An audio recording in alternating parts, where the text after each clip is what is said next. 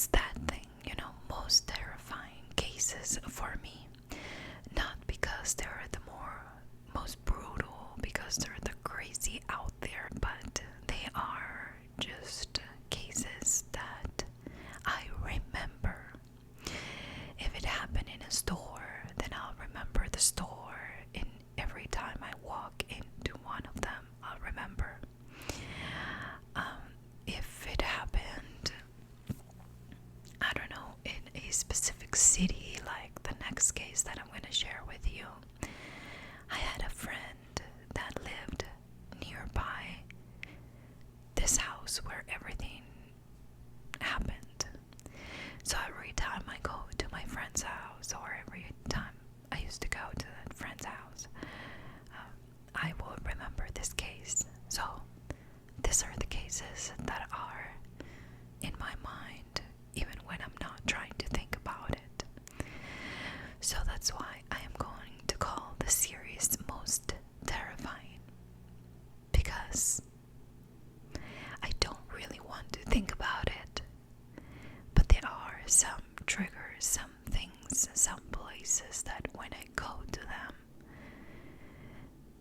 the case comes to my head. Today's case took place in Overland Park in Kansas. Now this is I think it's the second largest city in Kansas, with 200,000 people in the area, and it's about 10 minutes away from Kansas City. As most cities, this is a place where you can find a lot of shopping, like little mall areas where you can get a Target, and then you have an Ulta, and then you have, those little shopping mall areas. They have parks, they have, it's a big city. I am sure that compared with the biggest cities here in America, it's tiny, but it's still, for Kansas, again, it's the second biggest city in Kansas. So this story started in 2007, and Kelsey Smith at the time was 18 years old. She just graduated high school, and she was getting ready to go to K-State, the university in Kansas, and she was going to start in the fall. However, she was dating this boyfriend for about 6 months, and they were going to get together to celebrate it. He was going to go pick her up or meet her at her house, but right before he came, she decided that she wanted to go buy something extra for, like a gift for him to celebrate this 6-month anniversary. She decided to go to Target. She gets caught in the surveillance cameras, the ones when you enter Target. She was wearing I think it was a pink or reddish pink tank top and black shorts. You can see her, again, a beautiful 18-year-old girl, running an errand and kind of going fast because she needed to meet her boyfriend back at 7:30 at her house. So she walks into Target and she is looking for that gift for her boyfriend. She, unfortunately, I think this is something very common. She was on the phone while she was shopping. She was talking to her mom, and even though I don't know what they were talking about, they had a pretty lengthy conversation while she was at Target. So she gets in, she starts to wander around and just basically, I don't know, she wasn't sure what she was going to get, so she went to different parts of the store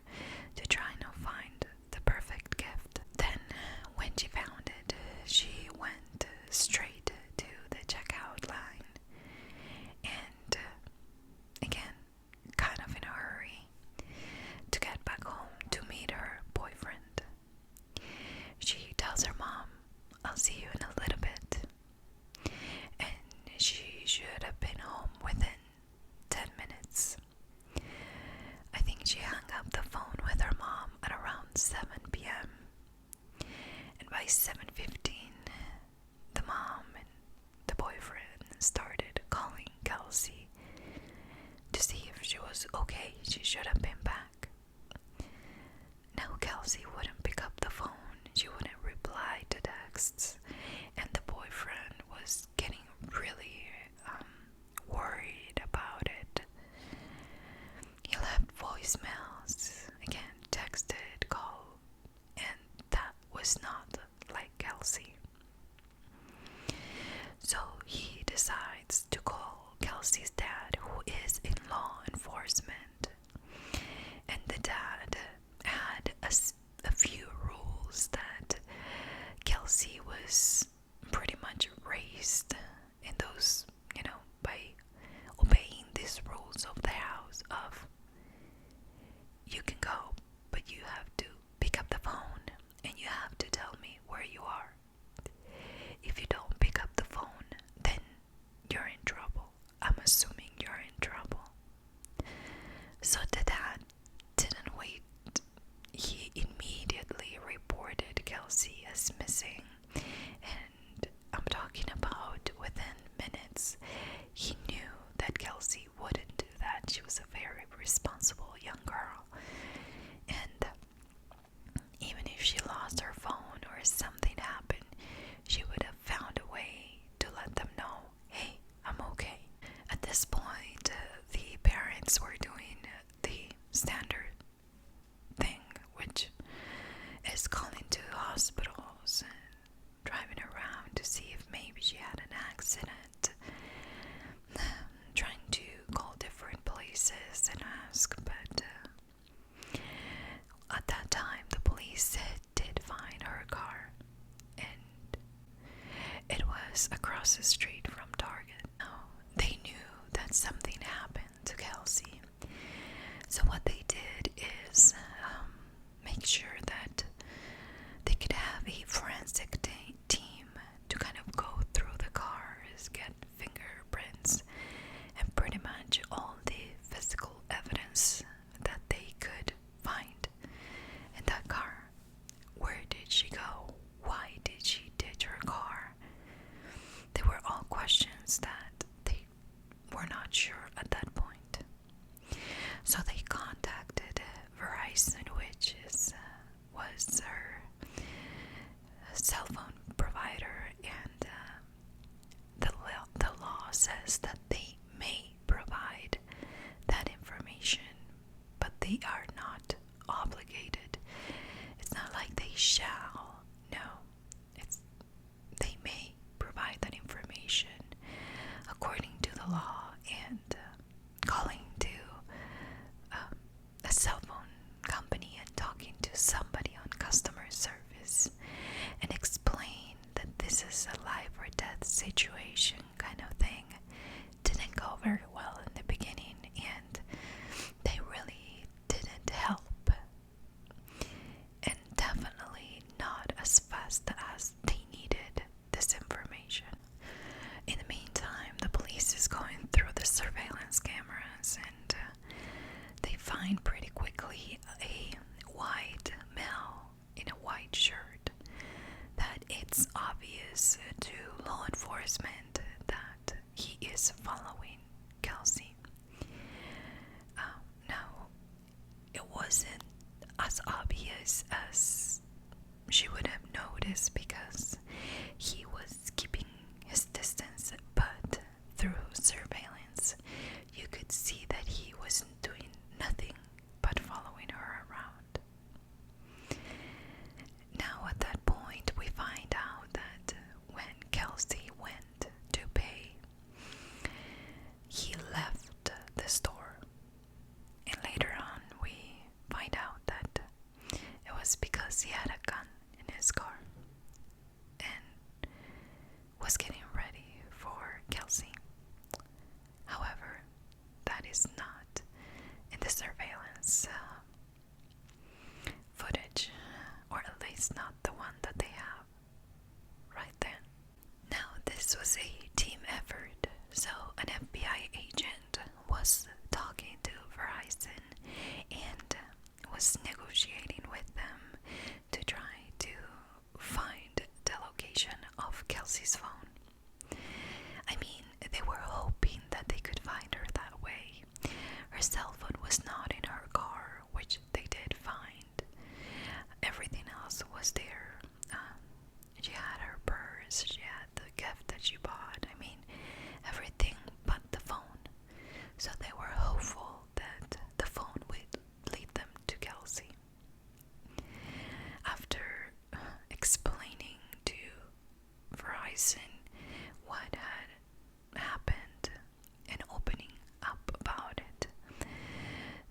police sent a technician to the last tower where her phone was pinned, which gave them that information, but that triangular area was big.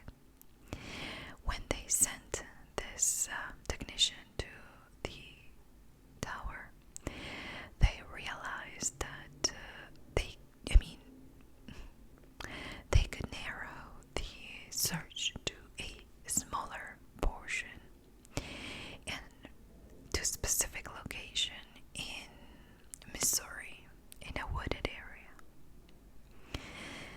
A search party was sent to that particular area, and soon enough they found Kelsey's body. Now the police knew that at this point this was the worst case scenario, but the family wanted justice, and they did too, of course, so they released immediately the footage from the target surveillance cameras, and they started to get thousands and thousands of tips.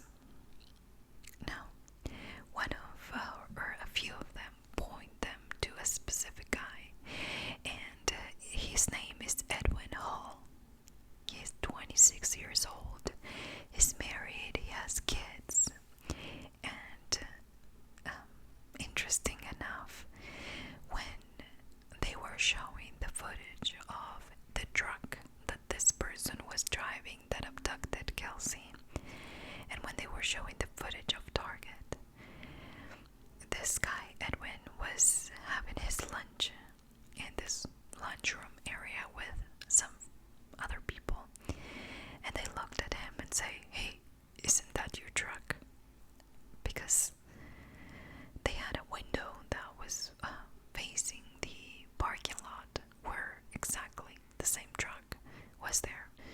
So anyways, he tells his boss that he's sick, that he needs to go home, and leaves, of course, because he realized that he's very close to getting caught. Police at this point also were assuming that this was some kind of satanic ritual. Apparently, the way that they found Kelsey's remains was with the sticks that were kind of forming a pentagram. I am not 100% sure, and I really didn't want to look for pictures. But the police immediately assumed that this was something related to his satanic cult, or maybe even a sacrifice. This guy had an interesting MySpace page that said that his interests were eating small children on harming animals. He had a violent background, so the police had a search warrant for his house and an arrest for him, so decided to go to his home, where they found him and his spouse and kids all packing to go on a vacation. However, they took him in for questioning. They fingerprinted him, and the fingerprints were a match for the ones that they found in Kelsey's car. Remember that they were doing this forensic thing throughout the entire time that they were looking for Kelsey. Now, the police have more than enough to charge him, and they have fingerprints. I mean, they have him on surveillance camera, and he was facing the death penalty. But he came to an agreement that he would give a full confession in order to not get the death penalty. He still got life in prison without parole. And he explained that that day he was wandering around the shopping mall area, or the shopping strip mall kind of thing, and he was talking to girls, asking for their phone number, being a little bit quirky and weird, and that he was looking for a specific girl with a specific thing in mind. She needed to be distracted, she needed to be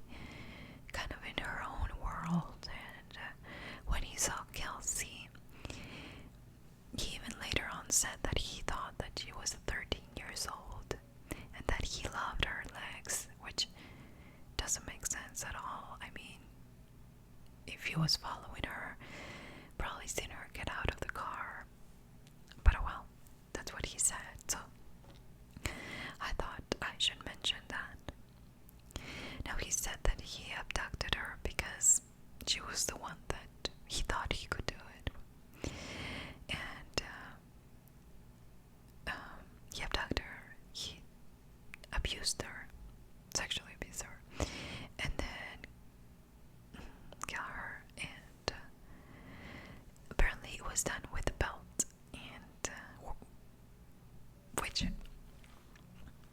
I don't know, because I didn't want to research it, that specific detail, but it didn't seem like it was like she was wearing a belt. But in the report it says that it was with her own belt. I don't know, it doesn't really matter, but what a horrible, horrible, horrible way to die. And it's just devastating that a young girl just running an errand, all of a sudden all of this happens within hours. Now, her parents helped pass this thing. It's a Kelsey Smith. I can't remember what it's called, but it's like something that they passed. So now the companies, the cell phone companies, have the obligation to give law enforcement that information immediately to help in the future find missing people that could be alive at the time that they were requesting that information. So, at least something good came out of this tragedy. Again, this is a horrible case that shouldn't have happened. And I think that if you have an 18-year-old kid, like I do, well, he's turning 18 in July, but I have a 19-year-old, and you know, sometimes they want to go out on Fridays, and they want to, and they're not going to clubs or anything, they just want to go play soccer, indoor soccer, and it runs late, and so I always worry, you know, I always worried about them, so I can't even imagine what Kelsey's parents were feeling at the time, and I'm sure that still today, to know that, you know, your baby, because it's 18 and yes, it's an adult and everything, just went to a store to grab something, and there was a sick person in the area looking for somebody like her. I mean, it's haunting, and it's so sad to me to know that, you know, that footage, a target is, you know, the last thing that her parents have of Kelsey being alive. It's senseless, it's stupid, it's tragic, it's, how can somebody be looking for trouble in that way and think that they're gonna get away with it? Was he wanting to go to jail? I mean, crime of opportunity. He wasn't even ready for it, but he such a horrible, horrible, horrible case, and I'm sure that it kept more than one parent awake after this happened. I really remember this case almost weekly. Anyways, kind of tells us to